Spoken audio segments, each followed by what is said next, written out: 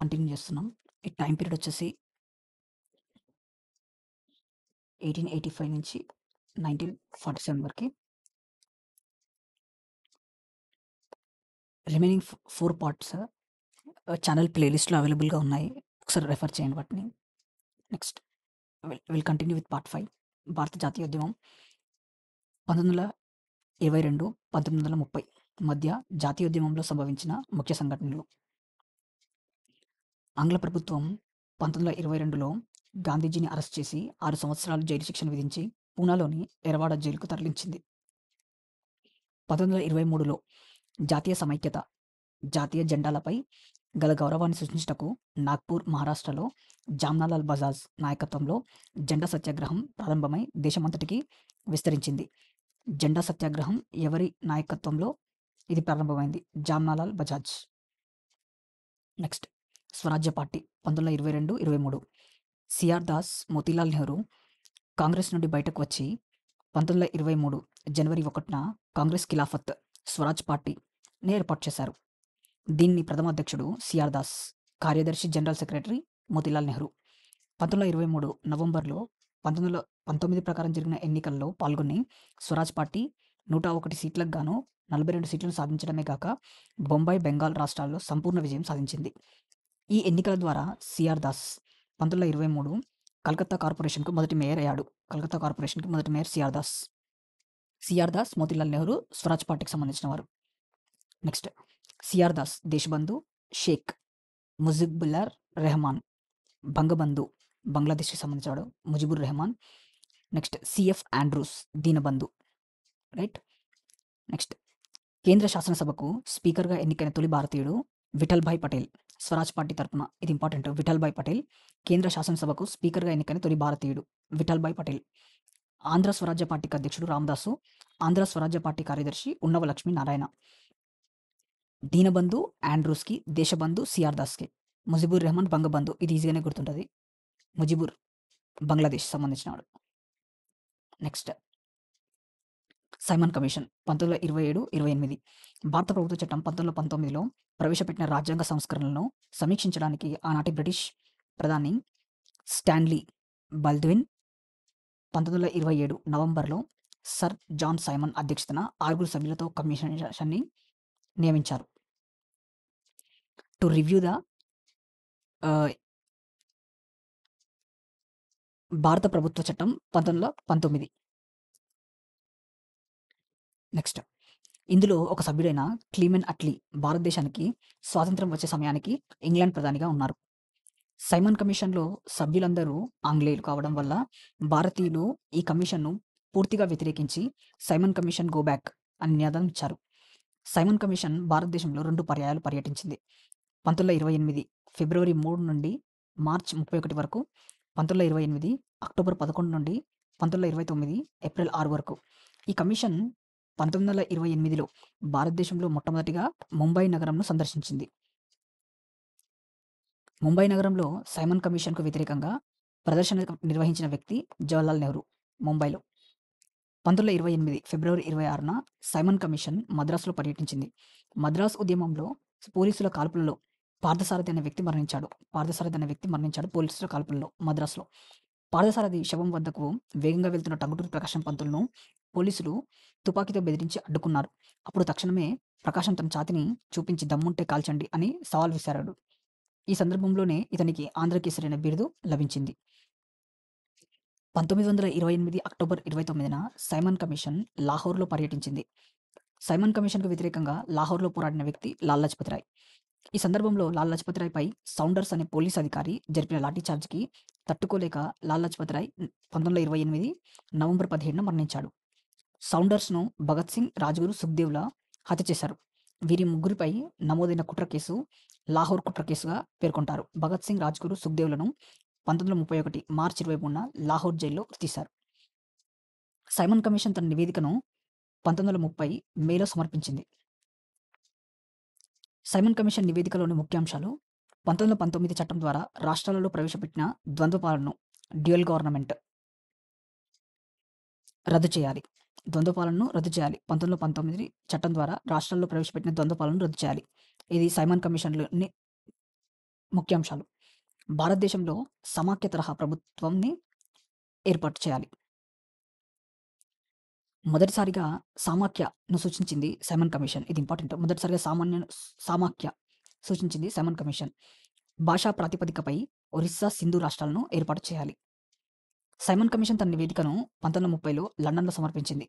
Simon commission నివేదికను చర్చించడానికి 3 round table సమావేశాలను ఏర్పాటు చేశారు. నెహ్రూ రిపోర్ట్ లేదా నెహ్రూ నివేదిక 1928. 1927 నవంబర్‌లో భారత వ్యవహారాల కార్యదర్శి, secretary of state Lord Birkenhead British ఎగువ సభలో మాట్లాడుతూ, అందరికీ సమ్మతమైన రాజ్యాంగాన్ని భారతీయులు రూపొందించగలరా అనే సవాలు విసిరారు. ఈ సవాల్ విసిరింది లార్డ్ బిర్కెన్‌హెడ్ బ్రిటిష్ ఎగువ సభలో. ఈ సవాల్ను స్వీకరించిన భారత జాతీయ కాంగ్రెస్ 1928 మే 19న బొంబాయిలో అఖిలపక్ష సమావేశాన్ని నిర్వహించి రాజ్యాంగ రచనకు మోతీలాల్ నెహ్రూ అధ్యక్షుడిగా 8 మంది సభ్యులతో కూడిన ఒక ఉపసంఘాన్ని 1928 ఆగస్టు 10న నియమించింది. పండిట్ జవహర్లాల్ నెహ్రూ దీనికి కార్యదర్శిగా పనిచేశారు. నెహ్రూ నివేదికలోని ప్రధానాంశాలు: భారతదేశానికి స్వయం ప్రతిపత్తి డొమినియన్ ఇవ్వడం, భాషా ప్రయుక్త రాష్ట్రాలను ఏర్పాటు చేయడం, ప్రతి పౌరుడికి 19 ప్రాథమిక హక్కులను కల్పించడం. మొట్టమొదటిసారిగా ప్రాథమిక హక్కులను సూచించింది నెహ్రూ రిపోర్ట్. ఇది important. Nehru report is the first one. Fundamental rights గురించి సూచించింది. జిన్నా 14 సూత్రాలు 1929. 1929 మార్చ్ 28న ఢిల్లీలో జరిగిన ముస్లిం లీగ్ సమావేశంలో మహమూద్ అలీ జిన్నా నెహ్రూ రిపోర్ట్‌ను వ్యతిరేకిస్తూ దానికి ప్రత్యామ్నాయంగా 14 సూత్రాలతో కూడిన రిపోర్ట్‌ను రూపొందించాడు. నెక్స్ట్ దీపావళి ప్రకటన 1929. సైమన్ కమిషన్ నివేదికతో పాటు భారతదేశంలో రాజ్యాంగ సంస్కరణలపై చర్చించేందుకు లండన్‌లో రౌండ్ టేబుల్ సమావేశాలు జరుగుతాయని, భారత్‌కు త్వరలో స్వతంత్ర ప్రతిపత్తి డొమినియన్ స్టేటస్ కల్పిస్తామని governor general Lord Irwin 1929 October 31న ఒక ప్రకటన చేశారు. దీన్నే దీపావళి ప్రకటన అంటారు. Next nationalist Muslim party 1929. 1929లో అలహాబాద్‌లో మౌలానా అబుల్ కలాం ఆజాద్ ఆధ్వర్యంలో భారత జాతీయ ముస్లిం సమావేశం జరిగింది. 1929 నేషనల్ ముస్లిం పార్టీను స్థాపించారు. నేషనల్ ముస్లిం పార్టీ అధ్యక్షుడు MA Ansari. National Muslim party అధ్యక్షుడు ఎంఏ అన్సారీ. సంపూర్ణ స్వాతంత్ర్య తీర్మానం 1929లో జవహర్లాల్ నెహ్రూ అధ్యక్షతన లాహోర్‌లో జరిగిన భారత జాతీయ కాంగ్రెస్ సమావేశంలో సంపూర్ణ స్వరాజ్యం లక్ష్యమని అధికారికంగా ప్రకటించింది. సంపూర్ణ స్వరాజ్యం. 1929 డిసెంబర్ 31న అర్ధరాత్రి 12 గంటలకు త్రివర్ణ పతాకాన్ని తొలిసారిగా కాంగ్రెస్ పార్టీ అధికారికంగా ఆవిష్కరించింది. రావి నది ఒడ్డున జవహర్లాల్ నెహ్రూ జాతీయ పతాకాన్ని ఎగురవేశారు. 1930 జనవరి 26ను స్వాతంత్ర్య దినోత్సవంగా వేడుకలు చేపట్టాలని తీర్మానం ఆమోదించబడింది. 1930 జనవరి 26న మొదటి స్వాతంత్ర్య దినోత్సవంగా జరుపుకున్నాం. గాంధీజీ నాయకత్వంలో శాసనోల్లంఘనం ప్రధాన కార్యక్రమంగా ప్రజా ఉద్యమాన్ని చేపట్టాలని కాంగ్రెస్ పార్టీ తీర్మానించింది. నెక్స్ట్ శాసనోల్లంఘన ఉద్యమం, సివిల్ డిజోబీడియన్స్ మూవ్‌మెంట్. శాసనోల్లంఘనోద్యమం అనే భావనను హెన్రీ డేవిడ్ అనే మానవ హక్కుల పోరాట నాయకుడు రూపొందించాడు. ఈ శాసనోల్లంఘన ఉద్యమం అనే భావనను రూపొందించింది హెన్రీ డేవిడ్, అమెరికాకు చెందినవాడు. కాంగ్రెస్ వర్కింగ్ కమిటీ 1930లో సబర్మతి ఆశ్రమంలో గాంధీజీ అధ్యక్షతన సమావేశమైంది. ఈ సమావేశంలో ప్రజా వ్యతిరేక ఉప్పు చట్టాలను సత్యాగ్రహ పద్ధతిలో ఉల్లంఘించాలనే నిర్ణయం తీసుకోబడింది. శాసనోల్లంఘన ఉద్యమంలో భాగంగా ఉప్పు సత్యాగ్రహాన్ని చేపట్టాలని గాంధీజీ నిర్ణయించారు. 1930 మార్చి 12న గాంధీజీ 78 మంది అనుచరులతో సబర్మతి ఆశ్రమం నుండి దండి యాత్రను ప్రారంభించాడు. సబర్మతి ఆశ్రమం నుండి 200 మైళ్ళ దూరాన్ని 25 రోజుల్లో పూర్తి చేసి ఏప్రిల్ 6వ తేదీన దండిలో ఉప్పు తయారు చేసి శాసనధిక్కారం చేశాడు. దీన్నే ఉప్పు సత్యాగ్రహం లేదా దండి సత్యాగ్రహం అని పిలుస్తారు. ఈ దండి యాత్రలో పాల్గొన్న ఆంధ్రుడు ఎర్నేని సుబ్రహ్మణ్యం, ఆంధ్రాకి చెందిన ఎర్నేని సుబ్రహ్మణ్యం దండి యాత్రలో పాల్గొన్నాడు. ముఖ్యమైన ఉప్పు సత్యాగ్రహ ఉద్యమాలు: ప్రాంతం రాష్ట్ర నాయకుడు దండి గుజరాత్ మహాత్మా గాంధీ, ధర్సన గుజరాత్ సరోజినీ నాయుడు, వేదారణ్యము తమిళనాడు సి రాజగోపాలాచారి, చొల్లంగి ఆంధ్రప్రదేశ్ బుల్చు సాంబమూర్తి, నెల్లూరు ఆంధ్రప్రదేశ్ బెజవాడ గోపాల్ రెడ్డి. నెక్స్ట్ ఉప్పు సత్యాగ్రహ ఉద్యమం స్వరూపం. మహిళలు అధిక సంఖ్యలో పాల్గొనుట ఈ ఉద్యమం ప్రత్యేకత. సరోజినీ నాయుడు శాసనోల్లంఘన ఉద్యమ రాణిగా పిలువబడింది.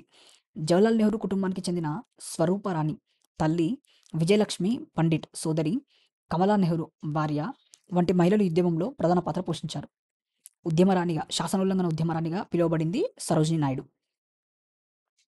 నెక్స్ట్ ఖాన్ అబ్దుల్ గఫర్ ఖాన్ ఫ్రంటియర్ గాంధీనా? పెషావర్లో ఈ ఉద్యమాన్ని నడిపిన వారు ఖాన్ అబ్దుల్లా గఫర్ ఖాన్. ఖాన్ అబ్దుల్లా గఫర్ ఖాన్ గల బిరుదు సరిహద్దు గాంధీ, ఫ్రంటియర్ గాంధీ.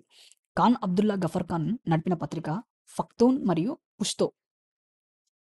ఖాన్ అబ్దుల్ గఫర్ ఖాన్ ఖుదా ఏ ఖిద్మత్గార్ అనే యోజన సంఘాన్ని 1929లో స్థాపించాడు. వీరికి రెడ్ షర్ట్స్ అనే పేరు కూడా కలదు. ఖిదాయి ఖిద్మత్గార్, వీటిని రెడ్ షర్ట్స్ అని కూడా అంటారు. ఖాన్ అబ్దుల్ గఫర్ ఖాన్ సంబంధించింది. నెక్స్ట్ సరోజినీ నాయుడు భారత జాతీయ కాంగ్రెస్ పార్టీకి అధ్యక్షురాలైన తొలి భారతీయ మహిళ. 1925 కాన్పూర్. ఫస్ట్ ఇండియన్ లేడీ ఐఎన్సీకి అధ్యక్షురాలైంది ఆమె సరోజినీ నాయుడు. అదే సెషన్ కంటే 1925 కాన్పూర్ సెషన్కి. భారత కోకిల, నైటింగేల్ ఆఫ్ ఇండియాగా ఈమె సుప్రసిద్ధురాలు. ఈమె రచనలు the golden threshold, the bird of time, in the bazaars of Hyderabad, the broken wing. ఈమె తండ్రి అఘోరనాథ్ చట్టోపాధ్యాయ నిజాం కాలేజ్ తొలి ప్రిన్సిపల్గా పనిచేశారు. అఘోరనాథ్ చట్టోపాధ్యాయ కూతురు సరోజినీ నాయుడు. ఈమె నైటింగేల్ ఆఫ్ ఇండియా అనే బిరుదుంది. తర్వాత ఈమె 1929 ఐఎన్సి కాన్పూర్ సెషన్కి తొలి భారతీయ మహిళా అధ్యక్షురాలు. నెక్స్ట్ రౌండ్ టేబుల్ సమావేశాలు. సైమన్ కమిషన్ నివేదికను చర్చించడానికి 1930లో లండన్లో రౌండ్ టేబుల్ సమావేశాలు లేదా అఖిలపక్ష సమావేశాలు ప్రారంభమైనాయి. ఇవి మొత్తం 3 సమావేశాలు జరిగాయి. ఫస్ట్ ఇందులో మొదటి రౌండ్ టేబుల్ సమావేశం 1930. ఈ సమావేశం 1930 నవంబర్ 12 నుండి 1931 జనవరి 19 వరకు జరిగింది. ఈ సమావేశంలో మొత్తం 89 మంది ప్రముఖులు పాల్గొన్నారు. మొదటి రౌండ్ టేబుల్ సమావేశానికి వివిధ పార్టీలకు చెందిన 57 మంది హాజరయ్యారు. భారత జాతీయ కాంగ్రెస్ ఈ సమావేశానికి హాజరు కాలేదు. ఐఎన్సీ ఫస్ట్ రౌండ్ టేబుల్ సమావేశానికి హాజరు కాలేదు. దీంతో సమావేశం విఫలమైనట్లు బ్రిటిష్ ప్రభుత్వం ప్రకటించింది. 1931లో రెండో రౌండ్ టేబుల్ సమావేశం నిర్వహిస్తామని పేర్కొంది. ఫస్ట్ రౌండ్ టేబుల్ సమావేశానికి ఐఎన్సీ అటెండ్ అవ్వలేదు. అది గుర్తుపెట్టుకోవాలి, మేబీ స్టేట్మెంట్లో రావచ్చు. నెక్స్ట్ గాంధీ ఇర్విన్ ఒడంబడిక, ఢిల్లీ ఒడంబడిక 1931 మార్చి 5. 1931 మార్చి 5న తేజ్ బహదూర్ సప్రు మరియు ఎంఆర్ జైకర్ మధ్యవర్తిత్వం ఫలించడంతో ఢిల్లీలో గాంధీ మరియు ఇర్విన్ల మధ్య ఒక ఒడంబడిక కుదిరింది. దీన్నే గాంధీ ఇర్విన్ ఒడంబడిక అంటారు. దీని ప్రకారం గాంధీజీ యొక్క ఈ క్రింది డిమాండ్లను ఇర్విన్ ఒప్పుకున్నాడు. అంతవరకు అరెస్ట్ అయిన సత్యాగ్రహ ఉద్యమకారులను విడిచిపెట్టి వారిపై బనాయించిన కేసులను ఉపసంహరించుకోవాలి. మద్యపానంపై ఆంక్షలు విధించాలి. ఈ ఒప్పందంలో భాగంగా ఇర్విన్ యొక్క 2 ప్రధాన డిమాండ్లను గాంధీజీ ఒప్పుకున్నాడు. శాసనోల్లంఘన ఉద్యమాన్ని రద్దు చేయాలి, రెండవ రౌండ్ టేబుల్ సమావేశానికి హాజరు కావాలి. గాంధీజీ ఈ 2 ఒప్పుకున్నాడు, ఇర్విన్ ఈ 2 ఒప్పుకున్నాడు. నెక్స్ట్ గాంధీ ఇర్విన్ ఒడంబడికను గురించి చర్చించి ఆమోదించడానికి కాంగ్రెస్ యొక్క ప్రత్యేక సమావేశం 1931 మార్చి 21న సర్దార్ వల్లభాయ్ పటేల్ నాయకత్వంలో కరాచీలో జరిగింది. కరాచీ కాంగ్రెస్ సమావేశం 3 కీలకమైన తీర్మానాలను ఆమోదించింది. అవి గాంధీ ఇర్విన్ ఒడంబడికను యథాతథంగా ఆమోదించారు. దీంతో శాసనోల్లంఘన ఉద్యమం రద్దయింది. గాంధీజీ రెండో రౌండ్ టేబుల్ సమావేశానికి హాజరు కావడానికి అనుమతి ఇవ్వబడింది. సర్దార్ వల్లభాయ్ పటేల్ రూపొందించిన ప్రాథమిక హక్కుల తీర్మానాన్ని ఆమోదించారు. జవహర్లాల్ నెహ్రూ రూపొందించిన జాతీయ ఆర్థిక విధాన తీర్మానం కరాచీ కాంగ్రెస్ సమావేశంలో ఆమోదం పొందింది. ఇది ఇంపార్టెంట్ ఇక్కడ. జవహర్లాల్ నెహ్రూ జాతీయ ఆర్థిక విధాన తీర్మానంను ఏ సెషన్లో ఆమోదం తెలిపారు? కరాచీ ఐఎన్సీ కరాచీ సెషన్లో దీన్ని ఆమోదం తెలిపారు. నెక్స్ట్ రెండో రౌండ్ టేబుల్ సమావేశం 1931. గాంధీ ఇర్విన్ ఒప్పందం ప్రకారం గాంధీజీ ఉప్పు సత్యాగ్రహాన్ని తాత్కాలికంగా నిలిపి 1931 సెప్టెంబర్లో లండన్లో జరిగిన రెండో రౌండ్ టేబుల్ సమావేశానికి వెళ్లారు. ఈ సమావేశం 1931 సెప్టెంబర్ 7 నుండి డిసెంబర్ 1 వరకు జరిగింది. భారత జాతీయ కాంగ్రెస్ ఏకైక ప్రతినిధిగా గాంధీజీ, మహిళా ప్రతినిధిగా సరోజినీ నాయుడు, వ్యక్తిగత హోదాలో మదన్ మోహన్ మాల్వియా ఈ సమావేశంలో పాల్గొన్నారు. దళితులకు సైమన్ కమిషన్ సిఫార్సు చేసిన ప్రత్యేక నియోజకవర్గాలను గాంధీజీ తీవ్రంగా వ్యతిరేకించాడు. దళితులకు సైమన్ కమిషన్ సిఫార్సు చేసిన ప్రత్యేక నియోజకవర్గాలను గాంధీజీ తీవ్రంగా వ్యతిరేకించగా డాక్టర్ అంబేద్కర్ సమర్థించాడు. దీంతో ఇరువురు నాయకుల మధ్య తీవ్ర ఘర్షణ జరిగి గాంధీజీ రెండో రౌండ్ టేబుల్ సమావేశాన్ని బహిష్కరించారు. తిరిగి భారతదేశానికి వచ్చి ఉప్పు సత్యాగ్రహాన్ని పునఃప్రారంభించారు. రెండో రౌండ్ టేబుల్ సమావేశం విఫలమైందని బ్రిటిష్ ప్రభుత్వం ప్రకటించింది. 1932లో మూడో రౌండ్ టేబుల్ సమావేశం నిర్వహిస్తామని పేర్కొంది. శాసనోల్లంఘన ఉద్యమ పునరుద్ధరణ. రెండో రౌండ్ టేబుల్ సమావేశం విఫలం కావడంతో బొంబాయిలో సమావేశమైన కాంగ్రెస్ పార్టీ 1932 జనవరి 4 నుంచి శాసనోల్లంఘన ఉద్యమాన్ని ఉప్పు సత్యాగ్రహాన్ని తిరిగి ప్రారంభించాలని తీర్మానించింది. బ్రిటిష్ ప్రభుత్వం జనవరి 3న జాతీయ నాయకులందరినీ అరెస్ట్ చేసింది. గాంధీజీని మరలా పూనాలోని ఎర్రవాడ జైలుకు తరలించింది. Communal award 1932 August 14th. రెండో రౌండ్ టేబుల్ సమావేశంలో తీసుకున్న నిర్ణయాలను 1932 ఆగస్టులో ఇంగ్లాండ్ ప్రధాని రేమ్స్ మెక్ డొనాల్డ్ హరిజనులకు ప్రత్యేక నియోజకవర్గాలను కేటాయిస్తూ కమ్యూనల్ అవార్డును ప్రకటించాడు. హరిజనులకు ప్రత్యేక నియోజకవర్గాలను కేటాయిస్తూ కమ్యూనల్ అవార్డు ప్రకటిస్తాడు 1932లో Ramsay MacDonald. Okay, Gandhiji communal అవార్డును వ్యతిరేకిస్తూ పూనాలోని ఎర్రవాడ జైల్లో 1932 సెప్టెంబర్ 20న ఆమరణ నిరాహార దీక్షకు పూనుకున్నాడు. పూనా ఒడంబడిక, పూనా ఒప్పందం 1932 సెప్టెంబర్. నిరాహార దీక్ష చేపట్టిన గాంధీజీ ఆరోగ్య పరిస్థితి విషమించడంతో డాక్టర్ బిఆర్ అంబేద్కర్ ఎర్రవాడ జైలుకి వెళ్ళి గాంధీజీతో పూనా ఒప్పందం చేసుకున్నాడు. గాంధీజీ అంబేద్కర్కు ఒడంబడిక కుదరడానికి మధ్యవర్తులుగా వ్యవహరించిన వారు మదన్ మోహన్ మాల్వియా, ఎంసి రాజా. వీరిద్దరి మధ్యవర్తిత్వంతో గాంధీజీ అంబేద్కర్కు మధ్య ఈ పూనా ఒప్పందం జరిగింది. నెక్స్ట్ మూడో రౌండ్ టేబుల్ సమావేశం 1932. ఈ సమావేశం 1932 నవంబర్ 17 నుండి డిసెంబర్ 24 వరకు జరిగింది. ఈ సమావేశంను కాంగ్రెస్ బహిష్కరించింది. 3 రౌండ్ టేబుల్ సమావేశాలకు హాజరైన వ్యక్తి డాక్టర్ బిఆర్ అంబేద్కర్. ఇది ఇంపార్టెంట్. 3 రౌండ్ టేబుల్ సమావేశానికి హాజరైన వ్యక్తి బిఆర్ అంబేద్కర్. 1934లో మేలో ఉప్పు సత్యాగ్రహాన్ని నిలిపివేస్తున్నట్లు గాంధీ ప్రకటించారు. ఇక్కడితో పార్ట్ 5 అయిపోయింది. నెక్స్ట్ వీడియోలో విల్ కంటిన్యూ విత్ పార్ట్ 6 భారత జాతీయోద్యమం. ఇన్ కేస్ మీకు వీడియో నచ్చి ఉంటే లైక్ చేయండి. ఇలాంటి మరిన్ని వీడియోస్ కోసం ఛానల్ని సబ్స్క్రైబ్ చేసుకోండి.